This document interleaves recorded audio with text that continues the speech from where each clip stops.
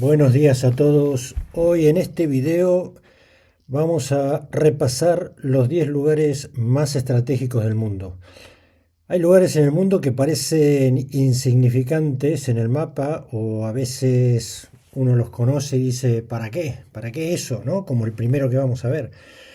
No queda claro porque las grandes potencias lo quieren tanto y no lo sueltan.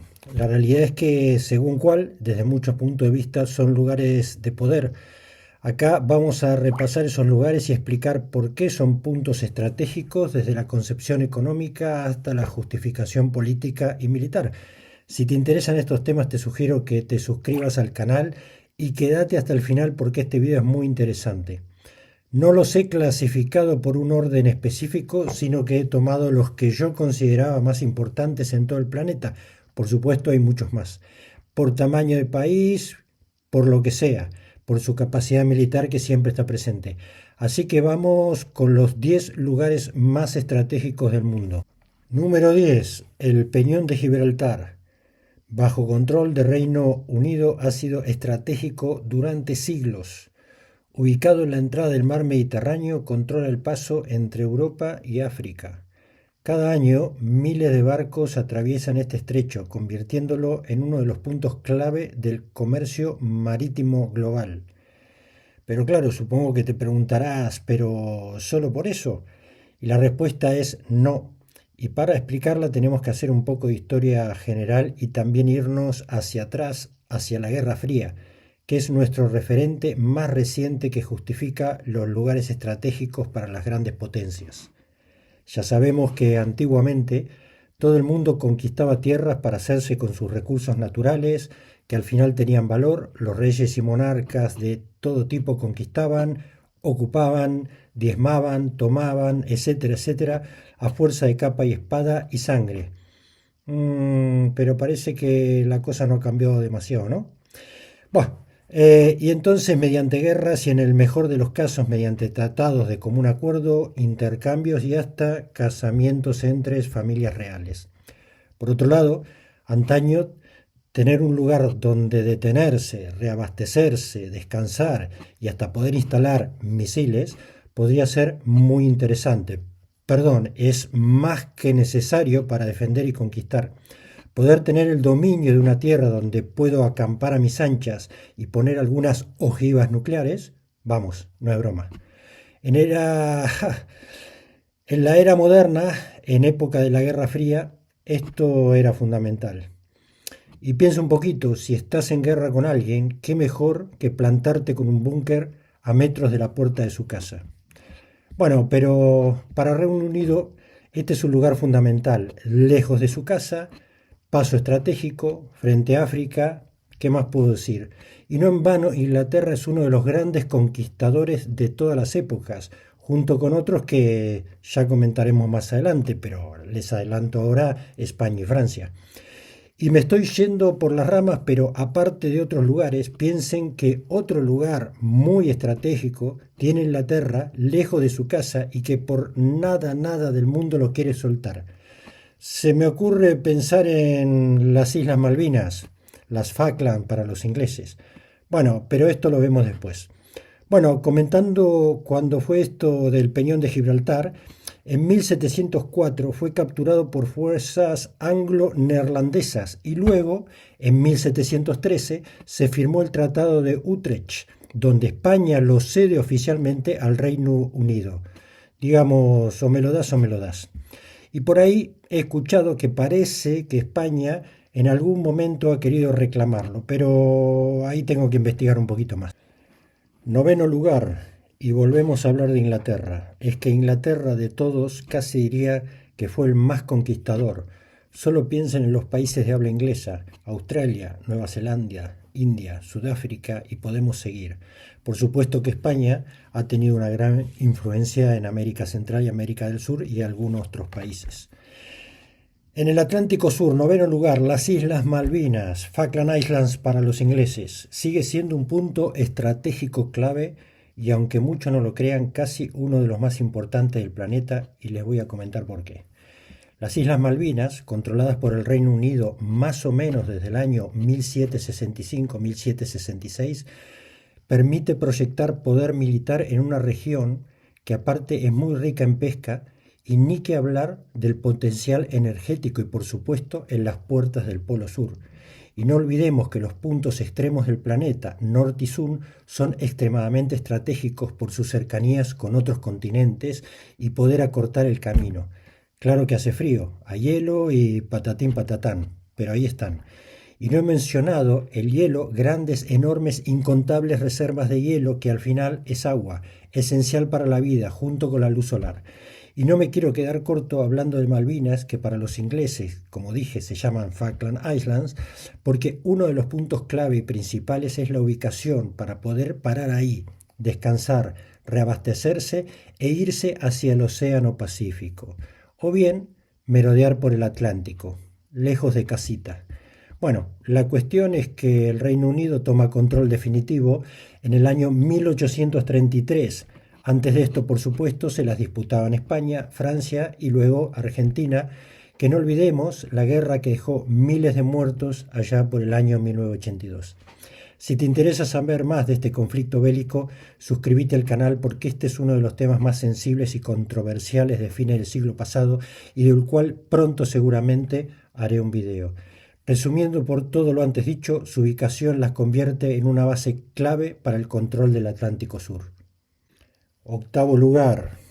En el octavo lugar tenemos el estrecho de Bab el-Mandeb, seguramente para muchos desconocidos, pero no para la gente que está interesada en ese estrecho y que tiene que funcionar bien. El estrecho Bab el-Mandeb, que conecta el Mar Rojo con el Océano Índico.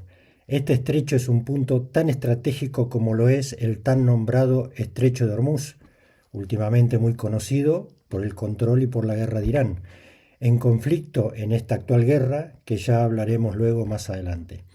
Es que este estrecho es el paso obligado si te dirigís al canal de Suez desde el sur y un paso obligado si pasás por el canal de Suez desde el norte viniendo por el mar Mediterráneo, porque tiene que salir por este estrecho sí o sí.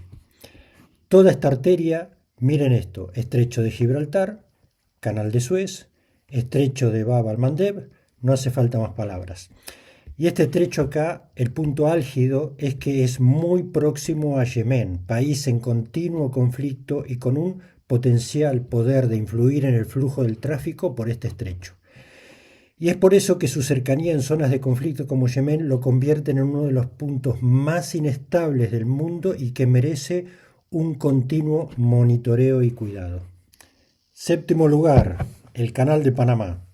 El Canal de Panamá revolucionó el comercio mundial. Hasta ese momento, los transportes marítimos debían utilizar otras rutas, por demás, mucho más costosas en dinero y en tiempo. Bueno, que al final el tiempo también es dinero, como dice el dicho. El Canal de Panamá conecta el Océano Atlántico con el Pacífico, evitando largos rodeos por Sudamérica o tener que irse por otros lados. Es un canal artificial que fue explícitamente construido y tiene aproximadamente unos 80 kilómetros y entre 90 y 300 metros de ancho según el punto de recorrido. Este canal fue construido con compuertas de agua que literalmente se abren y cierran para nivelar el agua y que el barco pueda, en cuestión, pasar al siguiente nivel. Hoy sigue siendo uno de los puntos más importantes para el transporte marítimo global, pero no olvidemos que cuando hablamos de marítimo hablamos también de fragatas, de navíos, etc. Embarcaciones militares de alto poder que necesitan desplazarse si hiciera falta desde un océano hacia el otro. Por supuesto que Estados Unidos tiene mucha costa en el Océano Atlántico y también mucha costa en el Océano Pacífico. Pero ¿qué pasaría si tiene que pasar de un lado a otro? El control del Pacífico no es un tema menor. Recordemos que dijimos recursos y poder militar. El comienzo de la construcción del Canal de Panamá data de aproximadamente 1880, donde un intento francés, iniciado por la compañía de Ferdinand de Lesseps, comenzó a hacer algo y el proyecto fracasó aparentemente debido a enfermedades tropicales, mala administración y problemas técnicos.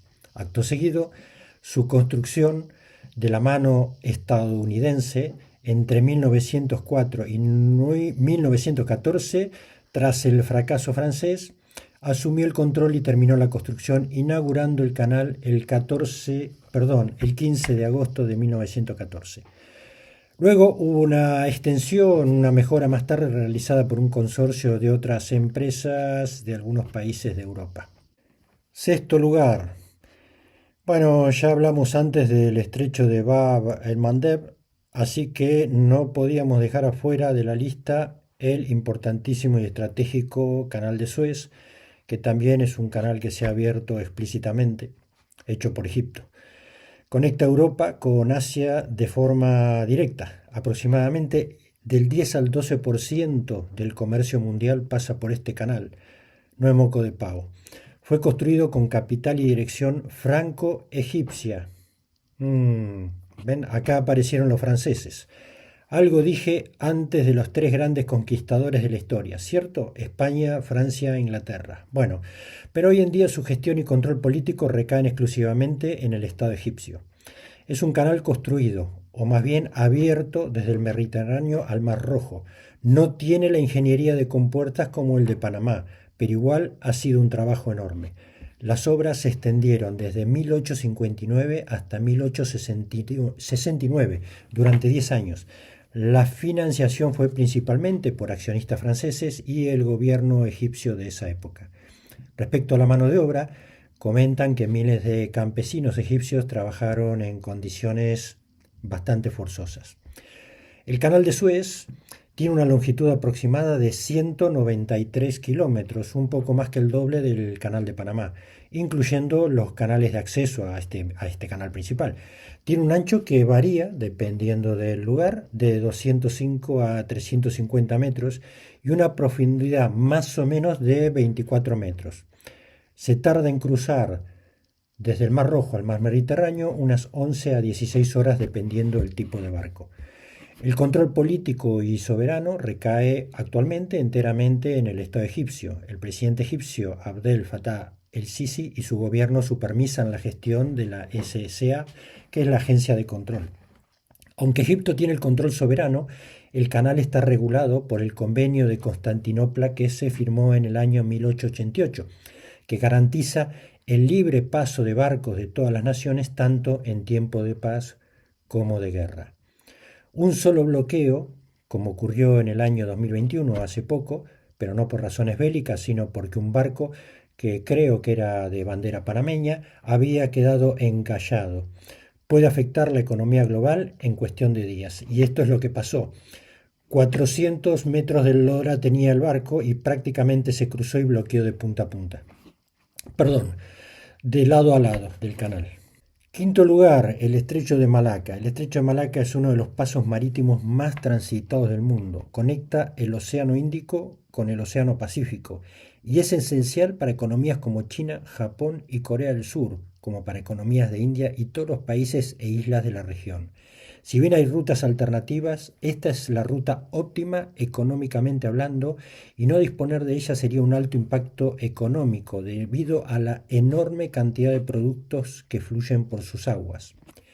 En promedio, 150 barcos pasan a diario a través del estrecho, que es una ruta de navegación importantísima ya que vincula todo el mar de China meridional en el Océano Índico y con Europa vía el Canal de Suez.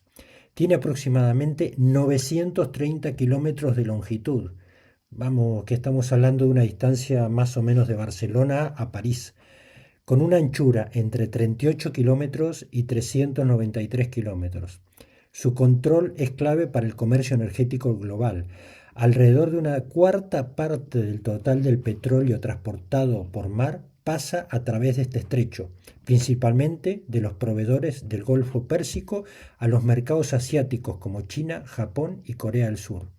En 2006 se estima que 15 millones de barriles por día fueron transportados a través del estrecho. Así que, como vemos, cuando hablamos de energía y petróleo, estos desconocidos lugares para muchos de nosotros toman especial importancia. Quedarse sin ese estrecho impactaría directamente sobre el precio del petróleo. Cuarto lugar. El cuarto lugar lo ocupa la conocidísima y tan polémica y deseada península de Crimea, que controla el acceso al Mar Negro y es una de las salidas al mar por parte de Rusia, otro fuerte jugador en el globo terráqueo. La península de Crimea es clave para la proyección naval en la región y ha sido uno de los principales focos del conflicto entre Rusia y Ucrania. Y es que esto tiene su justificación por parte de Rusia. No olvidémonos que los puntos estratégicos son, aparte de por recursos y economía, por temas estratégicos militares muy importantes. Y como lo comenté antes, ¿dejarías que tu vecino ponga armamento y misiles en la puerta de tu casa? Dime qué opinas. La cuestión es que Rusia es inflexible en este sentido y ya lo aclaró a la OTAN que ahí no se van a establecer y no hay más que hablar. Su valor estratégico es indiscutible. La península de Crimea es uno de los puntos geopolíticos más críticos del mundo, actuando como el bastión principal de Rusia en el Mar Negro, como dije antes, y un punto de fricción directamente con la OTAN. Desde su anexión por parte de Rusia en 2014, la península se ha transformado en una fortaleza militar que proyecta poder hacia el Mediterráneo y controla el acceso al Mar de Azov. Siendo esta península extremadamente importante, les quiero contar algunos detalles más. Por un lado, la base naval de Sebastopol es el hogar histórico de la flota rusa del Mar Negro, garantizando a Moscú una presencia permanente y proyección de fuerza en el Mediterráneo oriental, los Balcanes y Oriente Medio. El control geográfico, por supuesto, que permite dominar el estrecho de Kerch y el mar de Azov, convirtiendo el Mar Negro en una zona de influencia rusa y permitiendo la asfixia económica de los puertos ucranianos. Puente terrestre a través de la conexión de regiones en el sur de Ucrania. Rusia ha creado un puente terrestre que conecta Rusia continental con Crimea, mejorando su logística militar. Símbolo nacionalista, por supuesto, Putin presenta a Crimea como la perla histórica y cultural de Rusia, convirtiendo su retención en una cuestión existencial para su régimen. ¿Por qué es importante para la OTAN? La contención de Rusia. La OTAN considera que la ocupación de Crimea es ilegal y una amenaza directa a la seguridad del flanco este. La vigilancia de la OTAN en la zona es intensa para monitorizar las defensas antiaéreas rusas. Seguridad en el Mar Negro. La presencia de Rusia en Crimea limita la libertad de navegación y la seguridad de países miembros de la OTAN como Rumania, Bulgaria y Turquía. Apoyo a Ucrania, que ya lo hemos visto mucho en las noticias. La OTAN, al apoyar a Ucrania con inteligencia y armamento, busca debilitar la capacidad militar rusa en la península para revertir la ocupación. ¿Cómo están los poderes y el escenario actual en 2026? Bueno, Rusia ha modernizado las infraestructuras militares desplegando sistemas de misiles S-400 y una fuerte fuerza aérea, convirtiendo la península en una plataforma para lanzar ataques contra Ucrania. Ucrania apuesta por una estrategia de asfixia utilizando drones marinos y misiles occidentales para degradar la flota rusa y atacar el puente de Kerch, buscando hacer insostenible la ocupación. La península es considerada una línea roja para Rusia. Su pérdida se considera inaceptable para Moscú, mientras que Ucrania la considera un objetivo indispensable para recuperar su soberanía. También no olvidemos que el poder de Rusia se basa bastante en su petróleo y gas. También no olvidemos que el poder de Rusia se basa bastante en su petróleo, pero principalmente en el gas. Y si hablamos de gas, siempre fue un gran vendedor de gas a Europa. Y no nos olvidemos que los pesos pesados europeos pertenecen a la OTAN. Si bien estos últimos años el flujo de gas de Rusia a Europa ha bajado, de todas maneras sigue siendo importante con cifras que oscilan alrededor del 10%, que no es poco, ya que Rusia en un cambio de estrategia ha comenzado desde hace tiempo a redirigir sus exportaciones a países más amistosos como China e India. Comenta las malas lenguas que la Unión Europea tiene planeado suprimir totalmente la compra de gas a Rusia, pero vamos, está por verse. Tercer lugar, Estrecho de Hormuz, noticias de hoy en día. Bienvenidos al día de hoy. La guerra de Irán, que si te interesa, acá te dejo un link en uno de mis videos, publicado recientemente. El estrecho de Hormuz es uno de los puntos más críticos del planeta, tanto como lo que hemos comentado del canal de Suez y los otros canales. Al final, el trasfondo de todo esto es por qué paso de agua puedo pasar y esto es sumamente significativo porque pasa mercadería, alimentos, petróleo y muchas cosas más. La capacidad de transporte marítimo en volumen contra precio supera a todas las demás cuando hablamos de largas distancias. Este estrecho es controlado principalmente por Irán, como comenté recién, y como todos saben, por la guerra que se disparó hace poco, que aparte por casualidad es uno de los mayores extractores de petróleo junto con Venezuela y otros jugadores. Por el estrecho de Hormuz pasa más o menos el 20% del petróleo mundial. Y lo que hemos visto en estos días, primera amenaza y acción de Irán fue el bloqueo del estrecho, perjudicando directamente a toda la economía mundial. El precio del petróleo, que si mal no recuerdo rondaba los $75 el barril Brent antes del conflicto, picó hasta los 112, 115 euros esta semana pasada. Ya veremos cómo se soluciona este tema. Irán ha permitido el paso de barcos de algunos países aliados o amistosos con ellos, pero en forma controlada porque como estrategia les interesa perjudicar a la economía capitalista occidental. Y que por otro lado, ya sé que no es el tema de este video, pero estratégicamente Estados Unidos está intentando liberar reservas de petróleo para compensar este desequilibrio. Pero la duda y la incertidumbre y el pánico ya han llegado a las bolsas y a los mercados y la cotización se ha disparado. Segundo lugar, Taiwán. Sí, la isla de Taiwán. ¿Te acordás de cuando mirabas la etiqueta y todo decía Taiwán? Bueno, es ahí, ese, el que fabricaba ropa. Ahora eso ya no es tanto así y se ha distribuido por Malasia, India, Singapur, China, etcétera. Pero es porque Taiwán cambió su mercado, su objetivo, su economía. En Taiwán está la mayor cantidad de fabricantes de semiconductores. Sí, electrónica, computadoras, microcomponentes, todo. Hasta el Tesla que tenés estacionado en la calle tiene componentes de Taiwán. Y eso lo convierte en un jugador clave a nivel mundial. Solo el cambio de tecnología y el avance de la IA ha hecho que los precios se disparen. Ni hablemos si hubiera un conflicto fuerte con China o con Estados Unidos. El secreto es que es un mercado muy potente, que la isla produce prácticamente el 60% de la producción de chips del mundo. De eso lo comentaremos ahora más adelante. Bromas aparte, Taiwán es un jugador clave en la estrategia mundial. Si hablamos de estrategia militar, de eso hablamos. No hay un solo misil que no tenga algo de ahí. Y si no, volvemos al arco y la flecha. Es uno de los puntos más sensibles del mundo actual, no solo por su posición estratégica entre China y Estados Unidos, sino porque produce la mayor parte de semiconductores avanzados del planeta. Taiwán es el líder indiscutible en la fabricación mundial de semiconductores, produciendo más del 60% de los chips, como dije recién, y concentrando más del 90% de la fabricación de los chips más avanzados del mundo. Su estabilidad y equilibrio les interesa a todas las grandes potencias. Un conflicto aquí tendría consecuencias globales inmediatas sin precedentes. Bueno, y por último, en primer lugar, tan importante como el resto, caliente a pesar de su frío, por los momentos que se están pasando en este momento, el Ártico, que es la nueva frontera geopolítica del mundo. El deshielo, nos guste o no, está abriendo nuevas rutas comerciales y claramente va a beneficiar a muchos. También, ojo, está revelando enormes recursos naturales, como lo que se comenta de tierras raras. Cuanto más hay, tengan en cuenta que bajan los precios, así que esto empieza a ser más competitivo. Un pequeño y delicado interés entre equilibrios, si esto baja los precios o los explotadores de la materia prima ganan más. Ya veremos. Países como Estados Unidos, Rusia, China y Europa ya compiten por el control del Ártico. Por supuesto, estamos hablando también de Groenlandia. Y si te interesa el tema, he dejado un video y acá tienes un link sobre Groenlandia y cuál es la situación. Algo está clarísimo, su importancia y peso sobre la estrategia mundial no hará más que crecer en las próximas décadas.